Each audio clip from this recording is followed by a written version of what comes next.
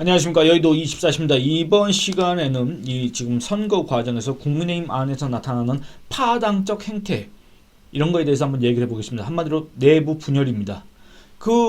제가 이전 영상에서 조혜진, 유승민이 자기의 정치적 마누라라고 표현한 그 조혜진이 윤석열 대통령한테 이렇게 무릎을 꿇고 반성을 하고 사과를 해라, 대국민 사과를 해라, 이런 취지로 요구를 한 그 기자회견 전문을 같이 여러분들하고 읽지 않았습니까?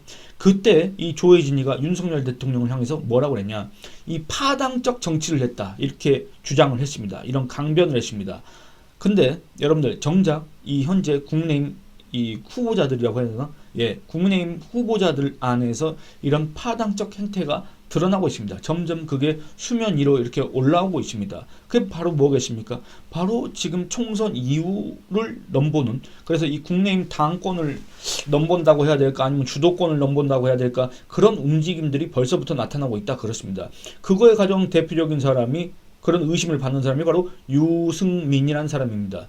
여러분들, 이 유승민이가 지금까지 잠자코 가만히 있다가 무슨 마치 작년에는 12월 달에는 무슨 큰 결단이나 할 것처럼 그렇게 계속 언론 플레이를 했지 않습니까? 근데 결국에는 12월 달 돼도 조용히 있고, 이준석이가 당을 만들어도 가만히 있고, 지금은 이준석이 당에 대해서 그렇게 호의적인 긍정적인 얘기를 하지 않습니다. 유승민은 지금 바쁩니다. 뭐가 바쁩니까? 지금 자기 세력을 만드는데 바쁜 거 아니냐, 이런 의심을 자초하는 언행들을 계속하고 있습니다. 자기가 마치 윤석열의 대안이고, 자기가 마치 한동훈 이런 사람은 차기 정권을 창출할 수가 없고, 나야말로 보수적 통이고, 나야말로 이 국내힘을 이끌 수 있는 아주 적자다, 적임자다, 이런 식으로 행세하는 듯한 그런 언행을 계속하고 다니고 있습니다. 참 그 꼴을 이 국내힘 지지층이 보고 있으면 어떤 기분이 들까, 이런 생각이 드는데, 여러분들, 아까 제가 그 조혜진이라고 그 언급한 사람 있지 않습니까? 그 사람을 비롯해서 이 소위 말하는 체인저 벨트, 저는 무슨 벨트니 뭐니, 무슨, 솔직히 말씀드리면 국내에서 무슨 한강 벨트가 어쩌고, 낙동강 벨트가 어떻고, 그다음에 이준석이가 무슨 반도체 벨트가 어떻고, 이런 소리 하는 거 있지 않습니까? 정말 웃깁니다. 무슨, 아니, 아무리 무슨 선거공학이고 정치공학이고 별소리를 다 하지만, 무슨 선거가 장기판도 아니고 바둑판도 아니고 뭔 벨트가 있습니까? 각각의 지역에서 후보자들이 열심히 뛰면 그만이지 뭔 벨트가 있습니까?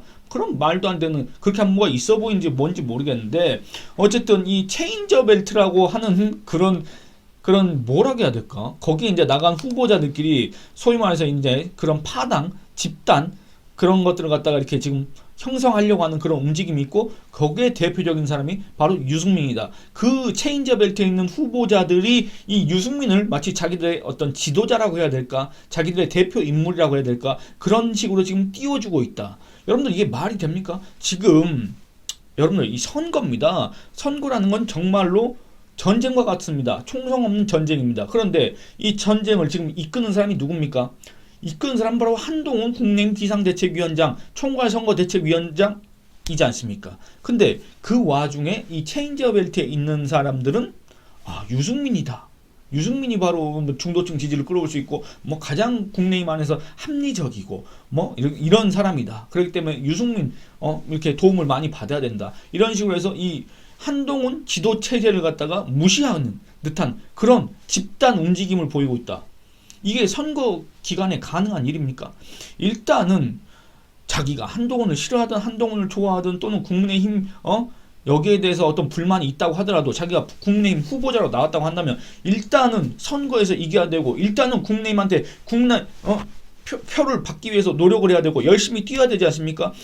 유권자들을 만나고 유권자들한테 읍수하고 유권자들한테 표를 얻으려고 노력하는 것 말고, 무슨 SNS에다 글을 올리고, 무슨 대통령한테 무릎 꿇고 사과라 그러고, 기자회견하고, 방송 나가서 대통령 비판도 아니고 대통령 비난하고, 그런 게 대체 득표에 무슨 도움이 되며, 그게 대체 국민의힘 승리에 뭔 도움이 되며, 그게 대체 이재명 국민의힘 지지층 입장에서 봤을 때 그게 대체 문재인, 이재명, 조국 심판에 무슨 긍정적인 기여를 한다고 계속 그런 짓들을 하는지 저는 대체 이해를 못하겠습니다만, 어쨌든 그런 맥락에서 체인저 벨트라고 하는 그런 사람들을 한번 얘기를 해보겠습니다.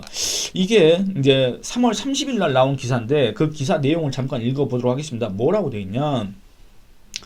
유승민 야권 출신 국내힘 후보 지원 유세, 지지층 확장. 말도 안 되는 소리입니다. 여러분들, 유승민이 지지층이 있었습니까? 만약에 유승민이 지지층이 있었다고 한다면 유승민은 당을 만들었을 겁니다. 만약에 유승민한테 지지층이 있었다고 한다면 유승민은 미래통합당으로 들어오지도 않았을 겁니다. 물론 유승민이 2017년 대선 때 나가서 한 7% 정도 득표율을 올렸고 그렇기 때문에 뭐 한줌 뭐 아주 극소수의 라고 할 수 있는 그런 지지층은 분명히 있을 테지만 그 지지층이 어디 뭐 이 수도권 경기도 이쪽에 다 몰려 삽니까? 그것도 아니고 어디 선거구 한두 개에 몰려 삽니까? 그렇다고 한다면 또 제가 인정을 하겠습니다만 이 유승민이라는 사람이야말로 이 지지층 별로 되지도 않는 그 지지층이 또 전국에 퍼져 있을 거 아니겠습니까?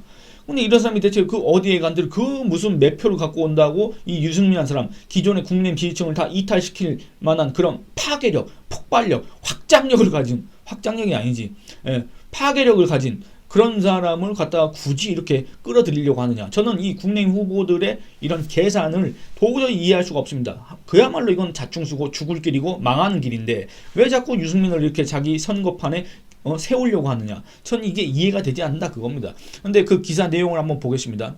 야권에 몸담았던 국내의힘 후보들로 구성된 체인저벨트 후보.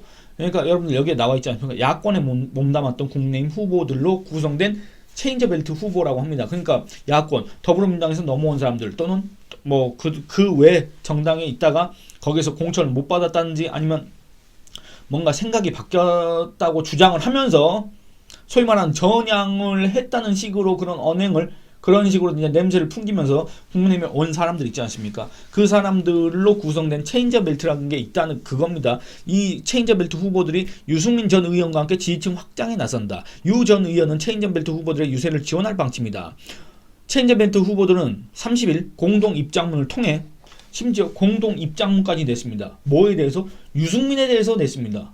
여러분들 이게 지금 총선판에서 이런 것들이 왜 일어나는지, 왜 이런 일들이 발생하는지 여러분들 굳이 또 공동 입장문이라는 것까지 낼 필요는 없지 않습니까? 그러니까 이거를 갖다가 이런 파당적 행태다. 벌써 이 유승민이 이 총선 이후를 내다보는 또는 이 체인저벨트 후보들, 이 국민의힘 안에 기반이 없는 사람들이 자기들의 이 기반을 만들기 위해서 이 유승민이라는 사람을 원래 또 유승민도 기반이 별로 없기 때문에 유승민을 자기들의 대표 인물로 만들어서 그렇게 축혀 세워주면서 이 총선 이후 국민의힘 당권 경쟁을 하려고 하는 거 아닌가 그런 생각이 든다 그겁니다. 정말로 배부른 소리 정말로 이 국민의힘을 지지하는 사람들은 지금 현재 국민의힘이 과연 개헌선언 지킬 수 있을까?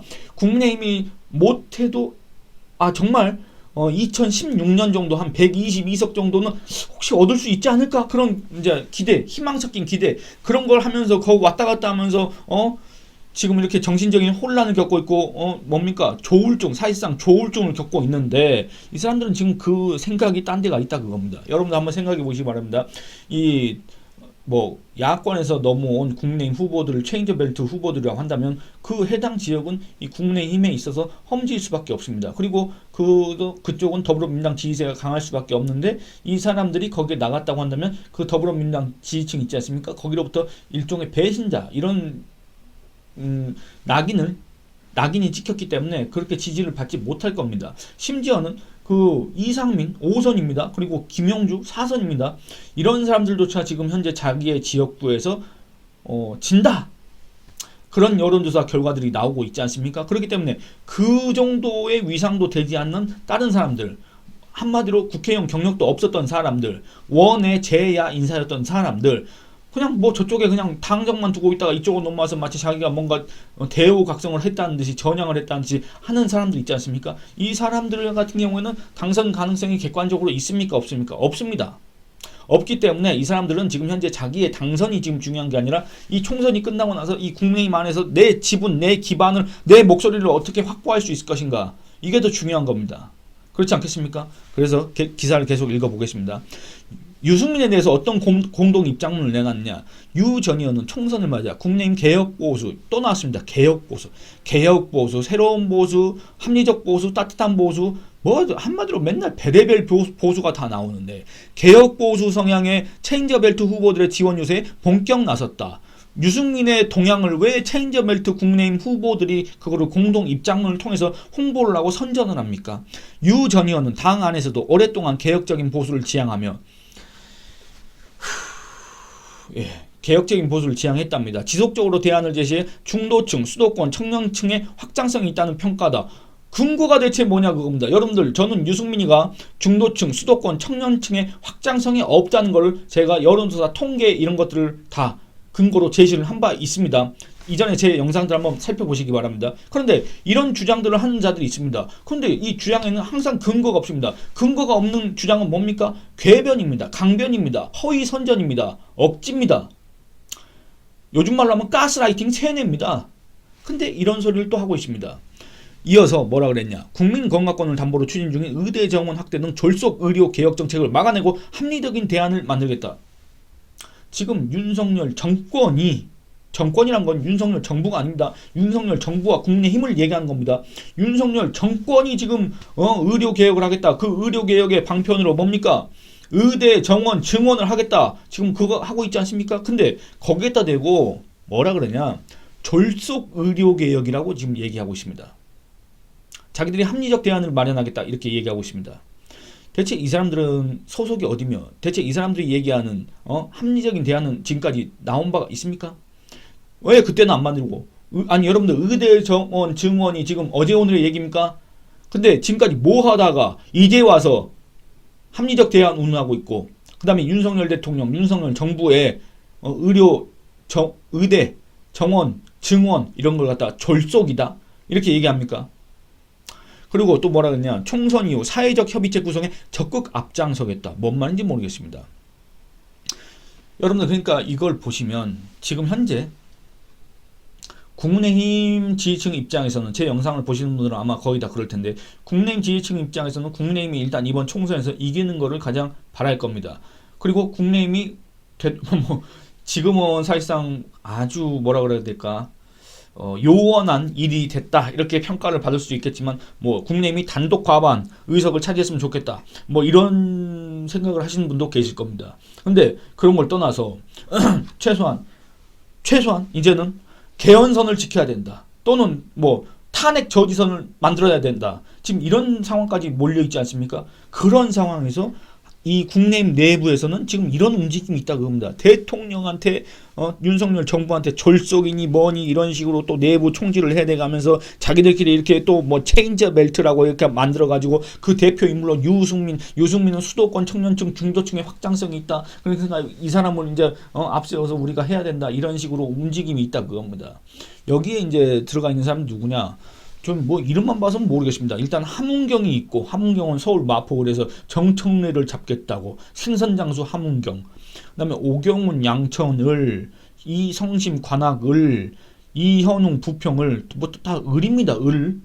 그다음에 이상민 대전 유성을 이상민 의원을 얘기한 거고 김윤식 경기 시흥을 뭐 이렇습니다. 그러니까 뭐 이 사람들이 지금 현재 험지 내지는 더불어민주당 지지세가 강한 곳 이런 곳에서 뛰는 그 사정은 충분히 이해할 수 있고 그들이 상당히 어렵다는 거 이런 걸 고려한다고 해도 이 사람들이 지금 이런 식으로 나가는 거를 과연 국민의힘 지지층이 이거를 용인할 수 있을까? 아니 여러분들 애초에 이 사람들이 험지에서 그 상대적으로 지지율이 낮지 않습니까? 그나마도 그 낮은 지지율을 누가 지금 보내주는 겁니까? 여러분들 제가 이름 다시 얘기하겠습니다. 오경훈, 이성심, 함은경, 이현웅, 최원식, 김윤, 이상민, 김윤식은 제가 아까 다시 말씀드렸고 그러니까 여러분들 뭐냐면 여기서 이상민 의원 빼놓고는 여러분들 이름 딱 얘기했을 때 얼굴이 딱 떠오릅니까? 그 정도의 사람들도 아닙니다, 사실은. 근데 이 사람들 누굴 보고 지지를 보내겠느냐 그겁니다. 사실은 정당 지지율입니다. 근데 자기가 소속되어 있는 정당 지지율에 의존해서 지금 선거를 뛰고 있는 자들이 지금 자기 경쟁력을 갖추기보다는 그리고 유권자들을 만나서 이렇게 얘기하기보다는 유권자들한테 표를 한 표라도 더 받으려고 이렇게 지금 길거리에 쏘다니는 그런 시간에 무슨 공동 입장문을 내고 뭘 어쩌고저쩌고 하겠다? 여러분들 이게 가당키나 한 일입니까? 이게 국내임 지지층으로부터 표를 받을 수 있는 자격이 있는 사람들이라고 할 수가 있겠습니까? 그나마도 예를 들어서 이 사람들이 그 해당 지역구에서 표를 한 30%라도 받는다고 한다면 지지율이 30%라도 기록한다고 한다면 그 30%는 전부 다 국내임 힘이라는 그 정당에 대한 지지일 텐데 이 자들이 대체 뭐 하고 다니는지 모르겠다 그겁니다. 이 자들이 대체 이 총선을 앞두고, 총선 앞두고도 아니지, 지금 선거가 진행되는 이 과정에서 사전투표는 이제 나흘 앞으로 다가온 이 시점에서 이런 식으로 할 수 있느냐 그겁니다. 이걸 과연 국민의힘 지지층이, 국민의힘 당원들이 이걸 인정하겠습니까? 이 사람들한테 표를 주겠습니까? 이 사람들한테 표를 주려고 투표 날에 나가 그런 마음이 생기겠습니까? 대체 무슨 생각들을 하고 하는지 모르겠습니다. 아무리 이게 어려운 선거라고 하더라도 일단 열심히 뛰어야 되고 자기가 거기에 대해서 책임을 지겠다는 각오가 있어야 되는 거 아닙니까? 왜 이 선거가 어려운 걸 갖다가 다른 사람한테 책임을 돌리려고 하고 왜 자기가 유권자들을 갖다가 선택을 못 받는 거를 다른 사람을 통해서 나 이 사람이 확장성이 있으니까 나 이 사람을 내세워서 한번 해봐야 되겠다. 이런 아주 그 뭐랄까 근시안적인 계산 이런 것들을 하는지 잘 모르겠다 그겁니다. 여러분들 의견 어떠신지 한번 의견 남겨주시기 바랍니다. 이 영상은 이만 줄이겠습니다. 감사합니다.